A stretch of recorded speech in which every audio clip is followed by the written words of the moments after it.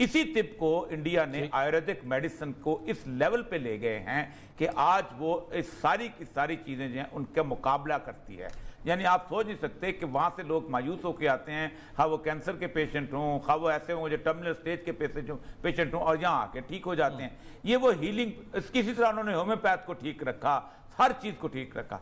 पाकिस्तान के अंदर चूंकि फार्मास्यूटिकल कंपनीज की एक इजारादारी बनाई गई सबसे पहले, और इसको खत्म किया गया।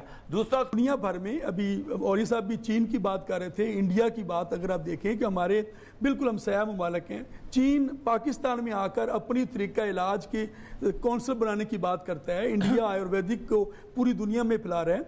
और मैं आपको बताऊं कि सिर्फ इस सनत पर हमारी तिब्बे यूनानी के तरीका इलाज के फ़रोग पर तवज्जो ना देने की वजह से दुनिया भर में जो जड़ी बूटियाँ हैं कुदरती, जो हमारे यहाँ बग़ैर किसी मेहनत के अल्लाह ताला की तरफ से एक अनमोल ख़जाना है, जहाँ बजा ज़मीन पर फैली जड़ी बूटियाँ हैं जिस पर जो खुद रो पैदा होती हैं, सिर्फ कोई सिस्टम या सरपरस्ती ना होने की वजह से वो ज़ाया हो जाती हैं। और ये पूरे का पूरा आपके गिर्द घेरा तंग किया जा रहा है। अभी तक हम क्रिकेट बचाने को लगे हुए हैं, क्रिकेट को छोड़े मुल्क बचाने की बात करें। आप आपके मुल्क के ऊपर गहरे बादल छाने वाले हैं, उसके लिए एक लोगों को इकट्ठा करें, छोड़ दें क्रिकेट को, औरतों की टीम, फलानी टीम, पीसीबी वीसीबी।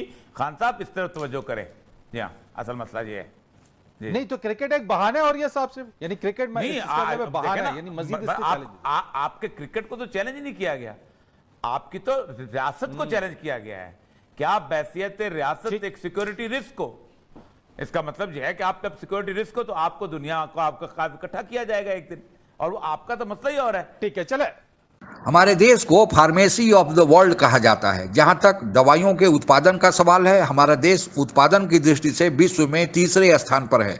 इस महामारी के काल में जिस तरह हमारे देश द्वारा दूसरे देशों की जरूरतों को दवाइयों द्वारा पूरा किया गया, जिस तरह मेडिकल उपकरण दूसरे देशों को पहुंचाया गया, और जिस तरह वैक्सीन की डिमांड को हमारे देश ने पूरा किया, पूरी दुनिया इस बात को स्वीकार कर रही है कि इंडिया को फार्मेसी ऑफ द वर्ल्ड का जो खिताब दिया गया है वह बेवजह नहीं है। भारत सरकार का यह लक्ष्य है कि भारतीय दवा उद्योग को, जो अभी $45 बिलियन के आसपास है, उसे 2025 तक $100 बिलियन तक ले जाया जाए। वर्ल्ड हेल्थ ऑर्गेनाइजेशन यानी WHO द्वारा जितने भी वैक्सीन का डिमांड होता है पूरी दुनिया से, उसमें से 65% वैक्सीन का डिमांड भारत ही पूरा करता है। उसी तरह जेनेरिक मेडिसिन का भारत विश्व में सबसे बड़ा सप्लायर माना जाता है। विश्व की 10 बड़ी जो फार्मा कंपनियां हैं उसमें भारत की 4 बड़ी दवा कंपनियां शामिल हैं।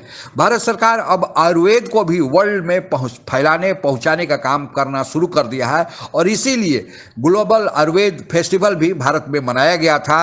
पहले आयुर्वेद का प्रचलन भारत और उसके आसपास देश जैसे नेपाल, बांग्लादेश, पाकिस्तान आदि में ही होता था, लेकिन भारत सरकार अब इसको पूरी दुनिया में फैलाने के लिए व्यवस्था कर रही है। और जो वर्ल्ड आयुर्वेदिक फेस्टिवल मनाया गया और साथ ही उसे वर्ल्ड योगा डे मनाया गया, तो भारत सरकार यह प्रयास कर रही है कि हम अपनी दवाइयों के लिए, अपनी बीमारियों को दूर करने के लिए प्राकृतिक चिकित्सा की ओर बढ़े, प्राकृतिक संसाधनों पर ज़्यादा भरोसा दें जो ज़्यादा टिकाऊ और बिना किसी साइड इफेक्ट के होता है। भारत सरकार ने आयुर्वेद को और बढ़ावा देने के लिए 25 देशों के साथ मेमोरेंडम ऑफ एसोसिएशन भी शामिल किया है, ताकि उन देशों में जो दवाई की जरूरत होगी उसको पूरा करेगा। तो हमारे देश की जो आयुर्वेदिक शक्ति है, इसके कारण पाकिस्तान द्वारा अगर प्रशंसा की जाती है तो बड़ी खुशी की बात है, और भारत इसका हकदार भी है। आज के लिए बस इतना ही। जय हिंद। आप अगर हमसे जुड़ा रहना चाहते हैं तो कृपया मेरे चैनल को सब्सक्राइब करें तथा बेल आइकन भी दबा दें, ताकि नई वीडियो की जानकारी तुरंत आप तक पहुंच जाए। धन्यवाद। जय।